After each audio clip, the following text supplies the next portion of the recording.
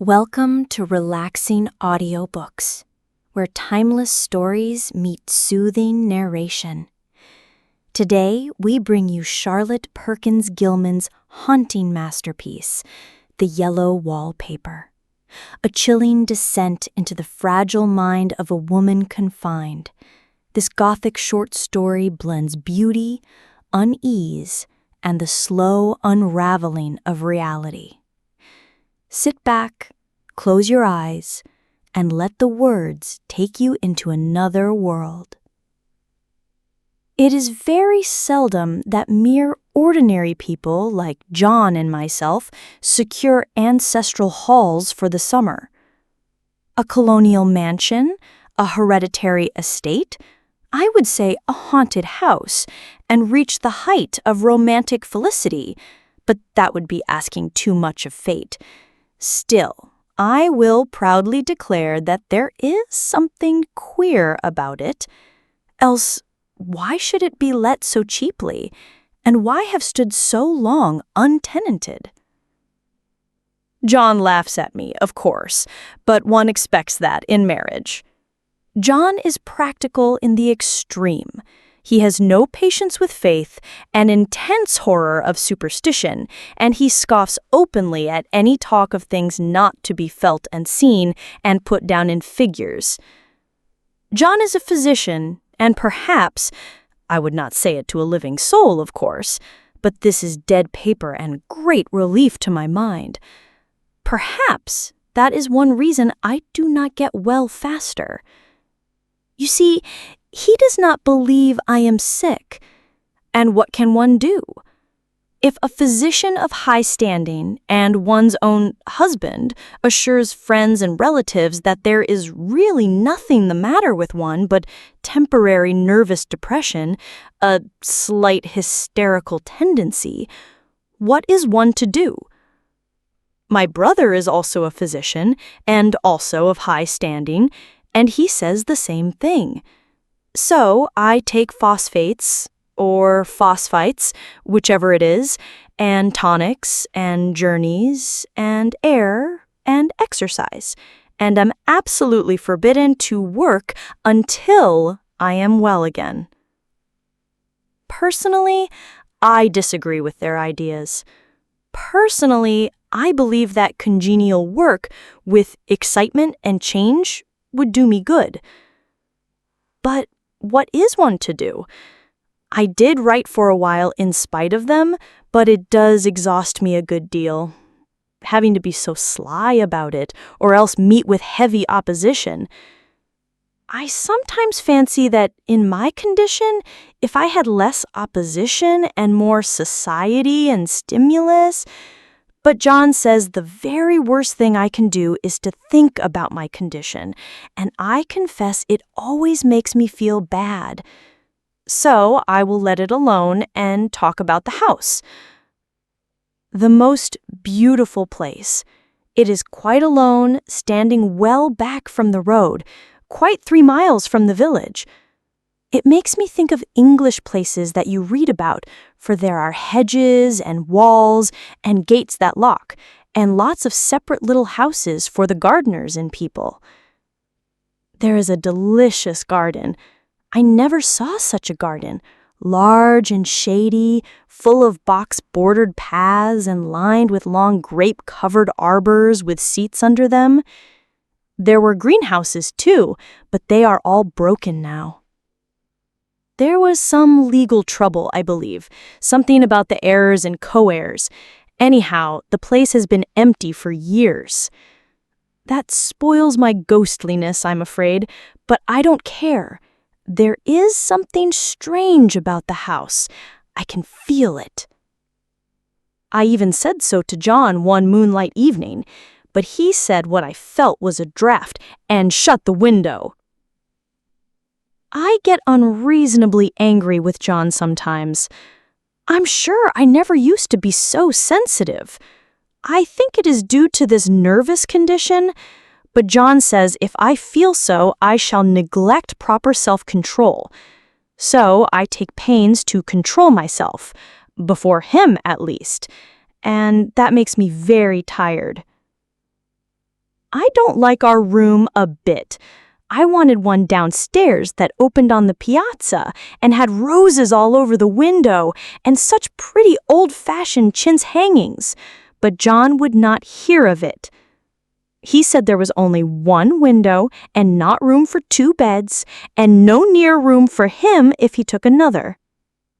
He is very careful and loving and hardly lets me stir without special direction.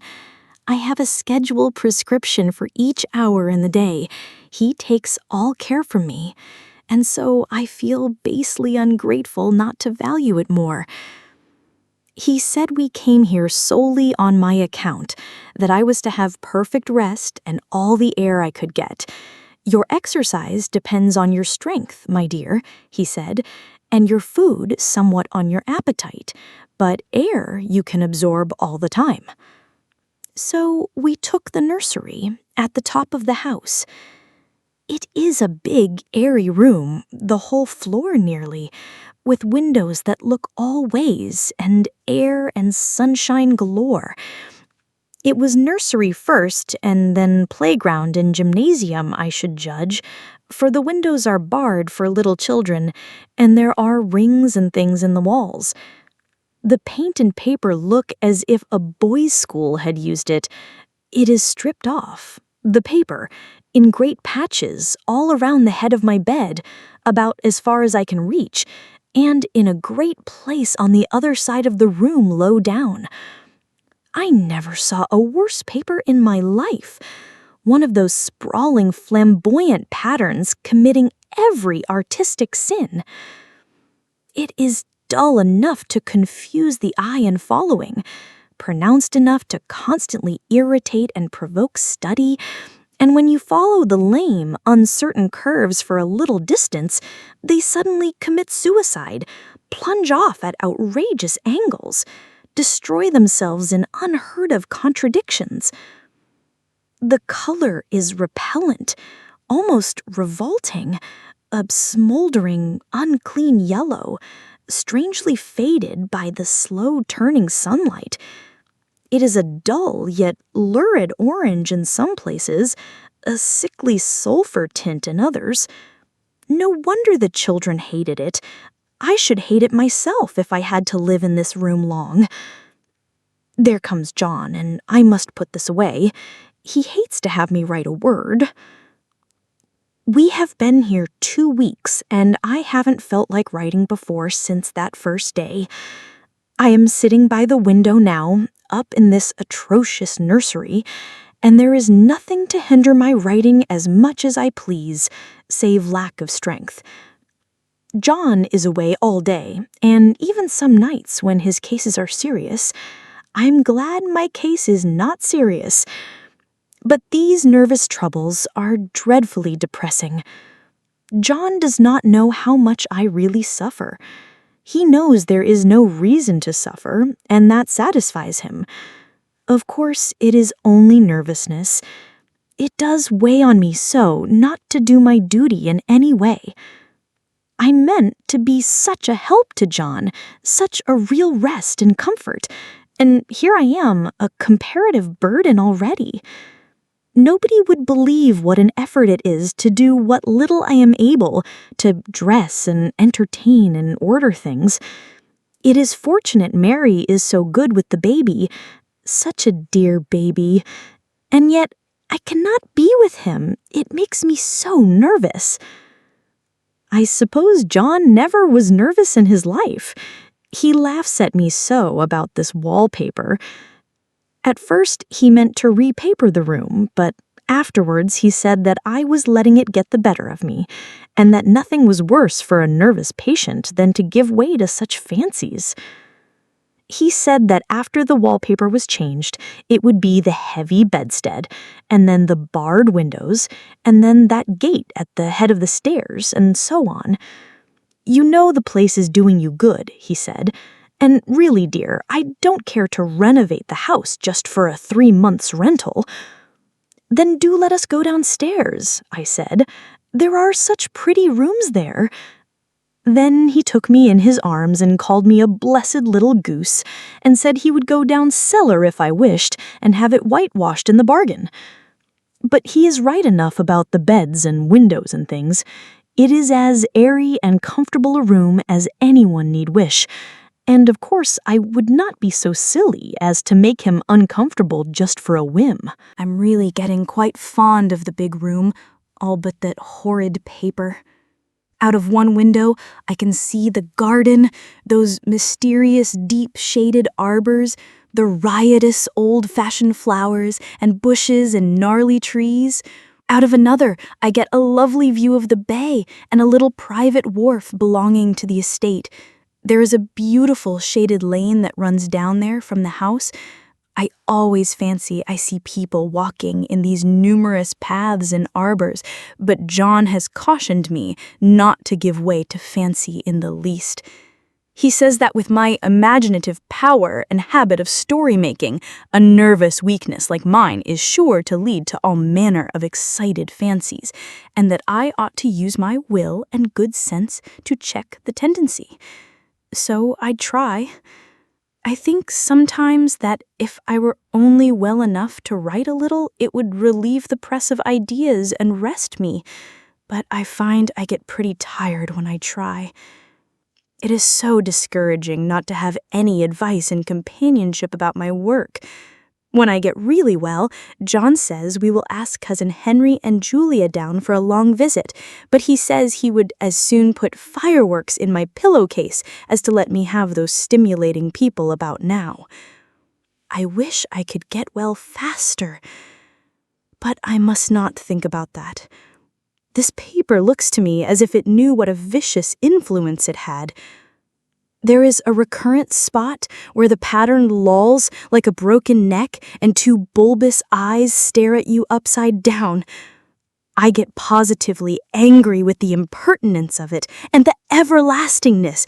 Up and down and sideways they crawl, and those absurd, unblinking eyes are everywhere.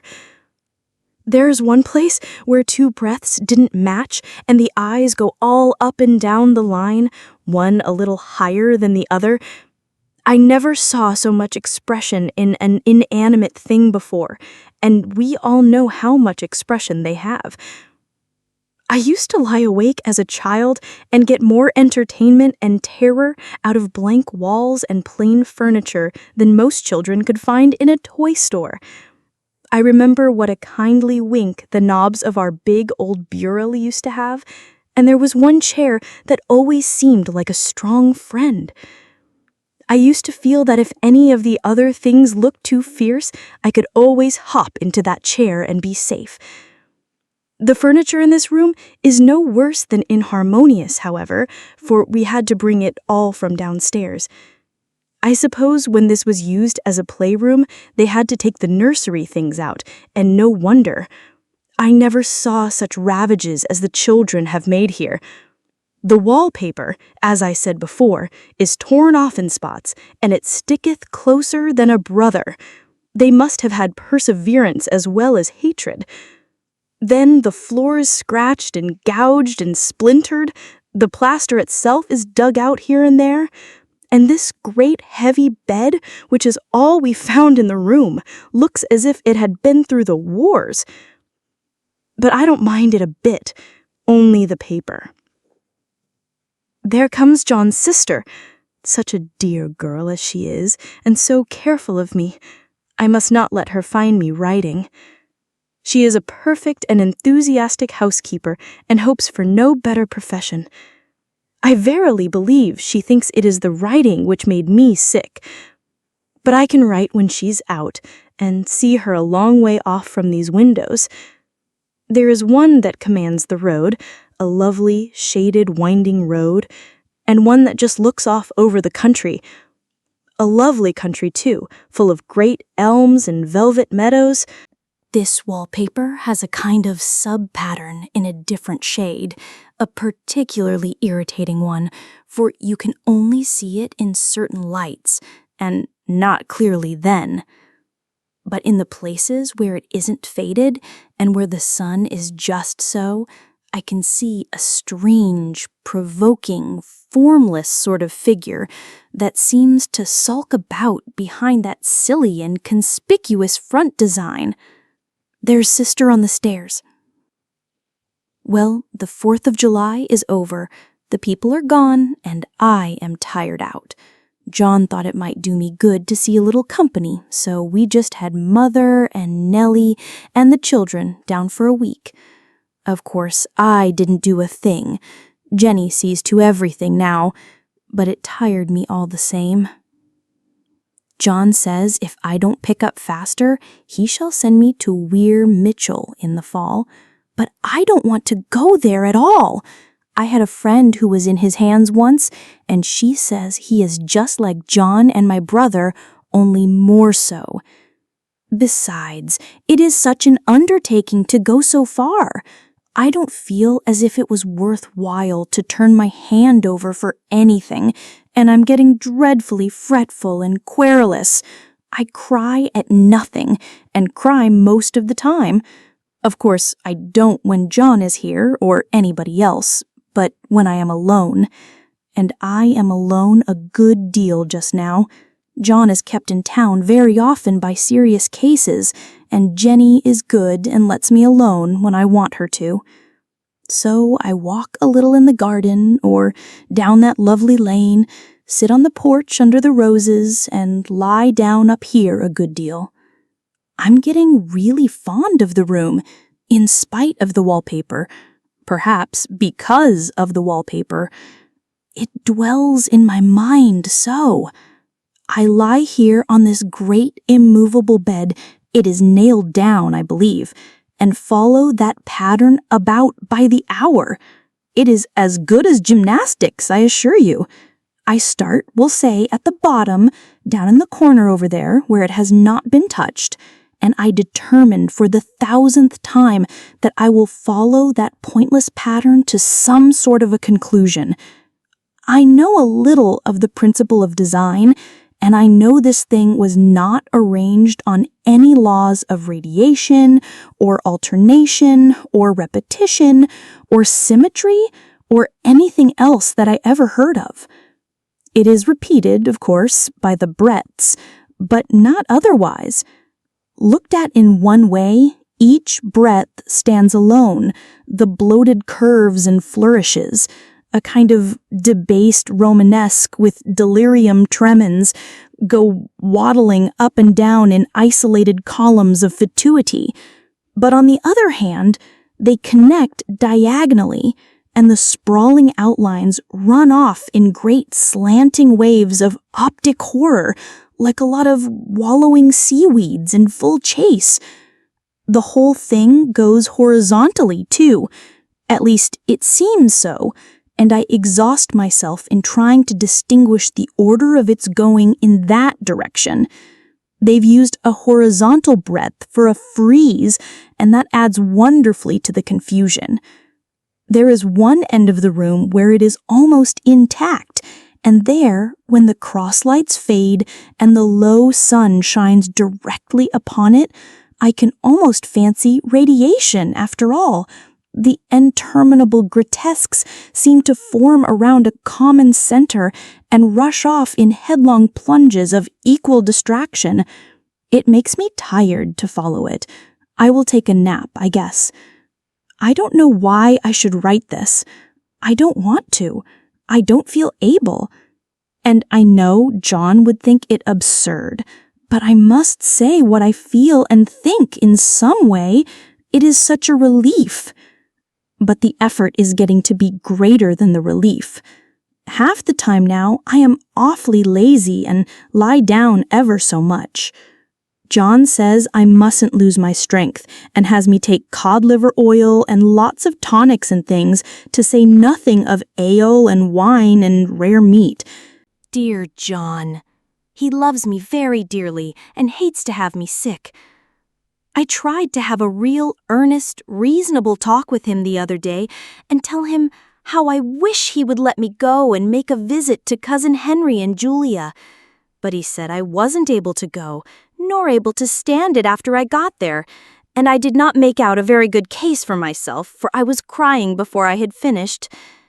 It is getting to be a great effort for me to think straight. Just this nervous weakness, I suppose. And dear John gathered me up in his arms and just carried me upstairs and laid me on the bed and sat by me and read to me till it tired my head. He said I was his darling and his comfort and all he had, and that I must take care of myself for his sake and keep well. He says no one but myself can help me out of it, that I must use my will and self-control and not let any silly fancies run away with me. There's one comfort. The baby is well and happy and does not have to occupy this nursery with the horrid wallpaper. If we had not used it, that blessed child would have. What a fortunate escape! Why, I wouldn't have a child of mine, an impressionable little thing, live in such a room for worlds. I never thought of it before, but it is lucky that John kept me here after all. I can stand it so much easier than a baby, you see. Of course, I never mention it to them any more. I am too wise. But I keep watch of it all the same. There are things in that paper that nobody knows but me, or ever will. Behind that outside pattern, the dim shapes get clearer every day. It is always the same shape, only very numerous. And it is like a woman stooping down and creeping about behind that pattern. I don't like it a bit. I begin to think, I wish John would take me away from here. It is so hard to talk with John about my case because he is so wise and because he loves me so. But I tried it last night. It was moonlight. The moon shines in all around just as the sun does. I hate to see it sometimes. It creeps so slowly and always comes in by one window or another. John was asleep, and I hated to waken him, so I kept still and watched the moonlight on that undulating wallpaper till I felt creepy. The faint figure behind seemed to shake the pattern, just as if she wanted to get out. I got up softly and went to feel and see if the paper did move, and when I came back, John was awake. "What is it, little girl?" he said. "Don't go walking about like that. You'll get cold." I thought it was a good time to talk, so I told him that I really was not gaining here and that I wish he would take me away. "Why, darling," he said, "our lease will be up in 3 weeks and I can't see how to leave before. The repairs are not done at home and I cannot possibly leave town just now. Of course, if you were in any danger, I could and would, but you really are better, dear, whether you can see it or not. I'm a doctor, dear, and I know. You are gaining flesh and color. Your appetite is better. I feel really much easier about you." "I don't weigh a bit more," said I, "nor as much. And my appetite may be better in the evening when you are here, but it is worse in the morning when you are away." "Bless her little heart," he said with a big hug. "She shall be as sick as she pleases. But now let's improve the shining hours by going to sleep and talk about it in the morning." "And you won't go away?" I asked gloomily. "Why, how can I, dear? It is only 3 weeks more, and then we will take a nice little trip of a few days while Jenny is getting the house ready. Really, dear, you are better." "Better in body, perhaps," I began, and stopped short, for he sat up straight and looked at me with such a stern, reproachful look that I could not say another word. "My darling," he said, "I beg of you, for my sake and for our child's sake, as well as for your own, that you will never for one instant let that idea enter your mind. There is nothing so dangerous, so fascinating to a temperament like yours. It is a false and foolish fancy. Can you not trust me as a physician when I tell you so?" So of course I said no more on that score, and we went to sleep before long. He thought I was asleep first, but I wasn't. I lay there for hours trying to decide whether that front pattern and the back pattern really did move together or separately. On a pattern like this, by daylight, there is a lack of sequence, a defiance of law that is a constant irritant to a normal mind. The color is hideous enough and unreliable enough and infuriating enough, but the pattern is torturing. You think you have mastered it, but just as you get well underway in following, it turns a back somersault and there you are. It slaps you in the face, knocks you down, and tramples upon you. It is like a bad dream. The outside pattern is a florid arabesque, reminding one of a fungus. If you can imagine a toadstool in joints, an interminable string of toadstools, budding and sprouting in endless convolutions, why, that is something like it. That is, sometimes.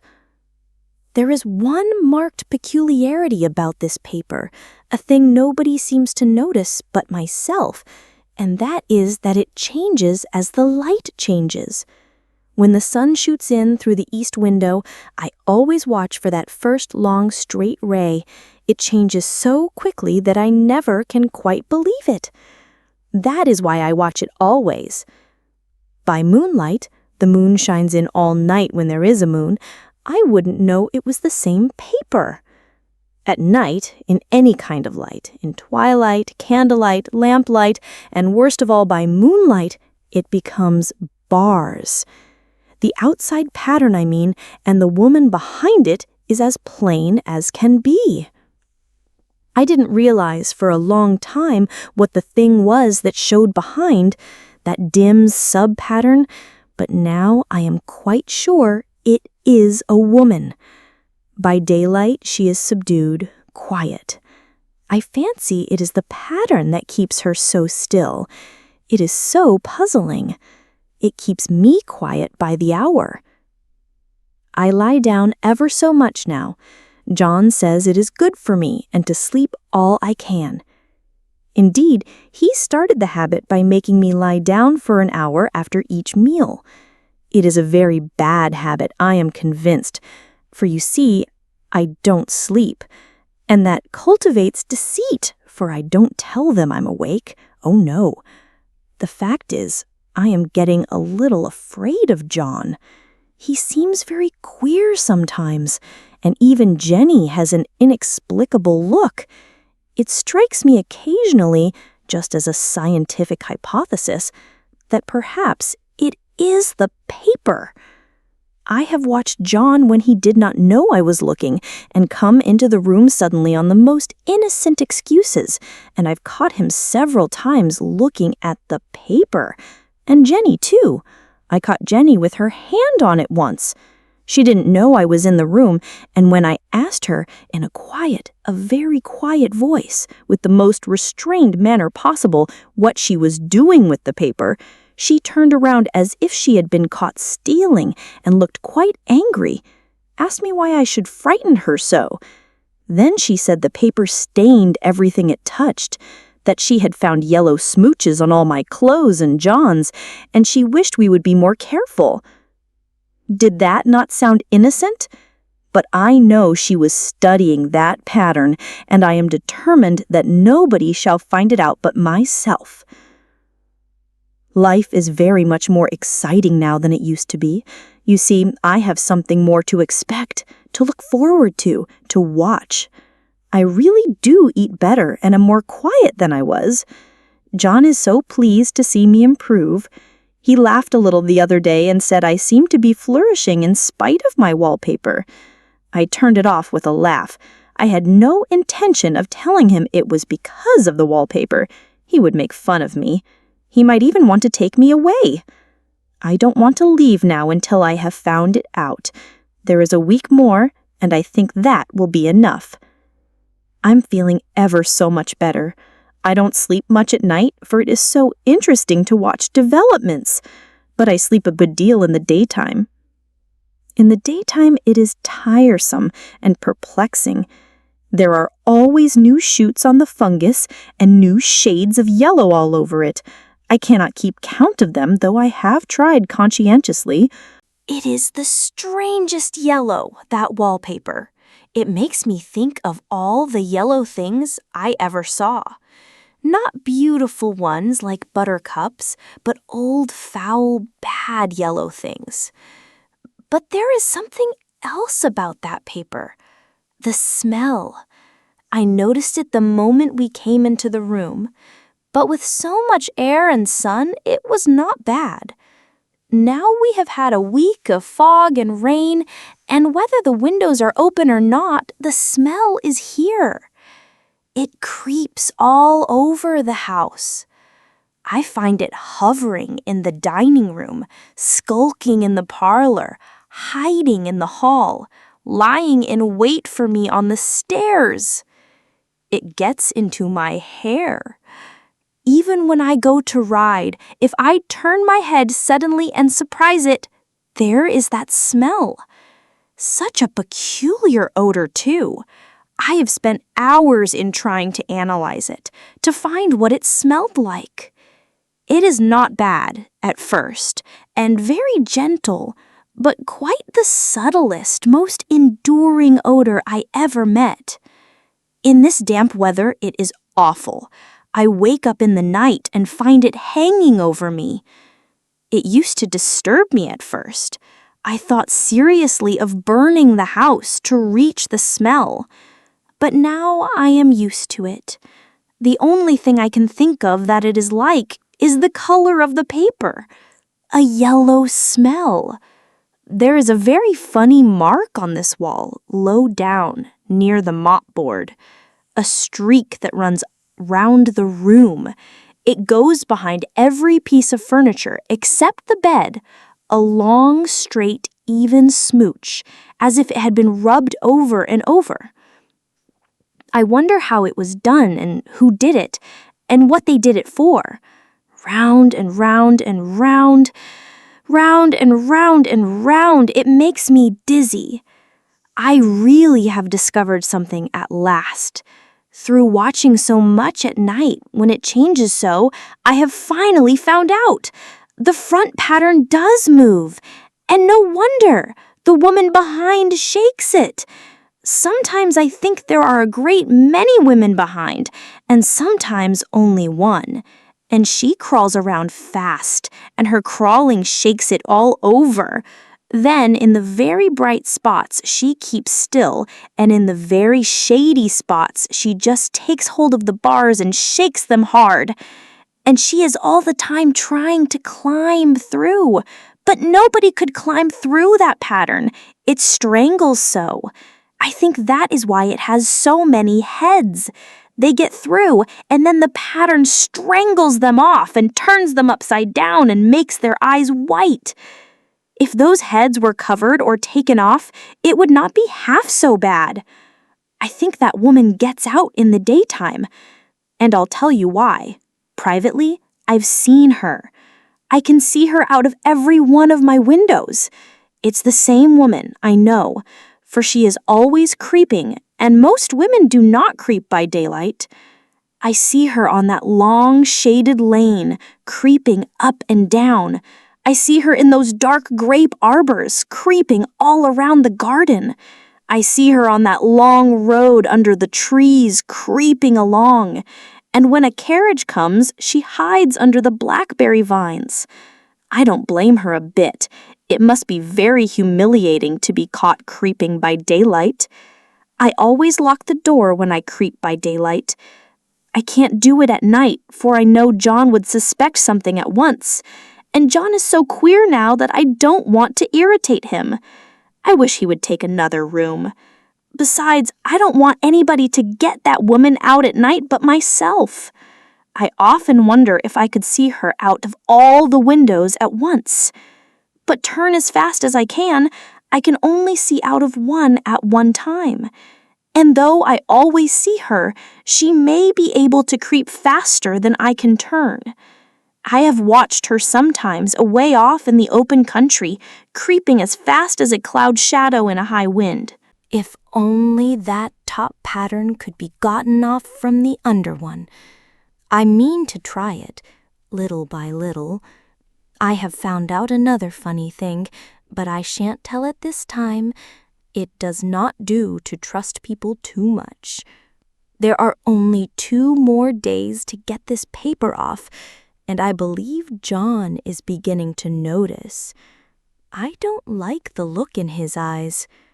And I heard him ask Jenny a lot of professional questions about me. She had a very good report to give. She said I slept a good deal in the daytime. John knows I don't sleep very well at night, for all I'm so quiet. He asked me all sorts of questions, too, and pretended to be very loving and kind, as if I couldn't see through him. Still, I don't wonder he acts so, sleeping under this paper for 3 months. It only interests me, but I feel sure John and Jenny are secretly affected by it. Hurrah!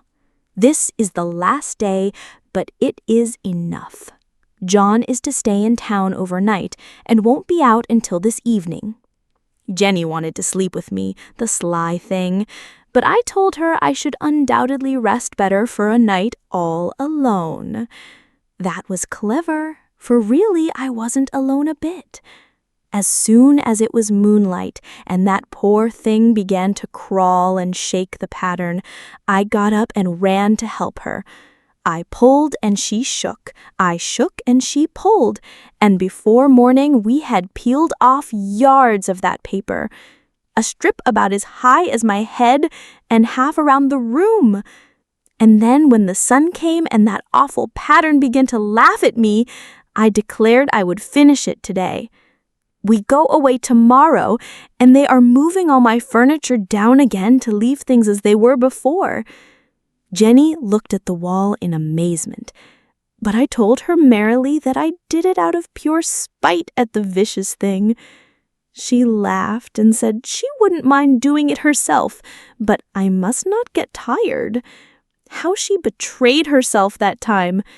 But I am here, and no person touches this paper but me, not alive. She tried to get me out of the room. It was too patent. But I said it was so quiet and empty and clean now that I believed I would lie down again and sleep all I could, and not to wake me even for dinner. I would call when I woke. So now she is gone, and the servants are gone, and the things are gone, and there is nothing left but that great bedstead nailed down with the canvas mattress we found on it. We shall sleep downstairs tonight and take the boat home tomorrow. I quite enjoy the room now it is bare again. How those children did tear about here. This bedstead is fairly gnawed. But I must get to work. I have locked the door and thrown the key down into the front path. I don't want to go out, and I don't want to have anybody come in till John comes. I want to astonish him. I've got a rope up here that even Jenny did not find. If that woman does get out and tries to get away, I can tie her. But I forgot I could not reach far without anything to stand on. This bed will not move. I tried to lift and push until I was lame, and then I got so angry I bit off a little piece at one corner, but it hurt my teeth. Then I peeled off all the paper I could reach standing on the floor. It sticks horribly, and the pattern just enjoys it. All those strangled heads and bulbous eyes and waddling fungus growths just shriek with derision. I am getting angry enough to do something desperate. To jump out of the window would be admirable exercise, but the bars are too strong even to try. Besides, I wouldn't do it. Of course not. I know well enough that a step like that is improper and might be misconstrued. I don't like to look out of the windows, even. There are so many of those creeping women, and they creep so fast. I wonder if they all come out of that wallpaper as I did. But I am securely fastened now by my well-hidden rope. You don't get me out in the road there. I suppose I shall have to get back behind the pattern when it comes night, and that is hard. It is so pleasant to be out in this great room and creep around as I please. I don't want to go outside. I won't, even if Jenny asks me to. For outside you have to creep on the ground, and everything is green instead of yellow.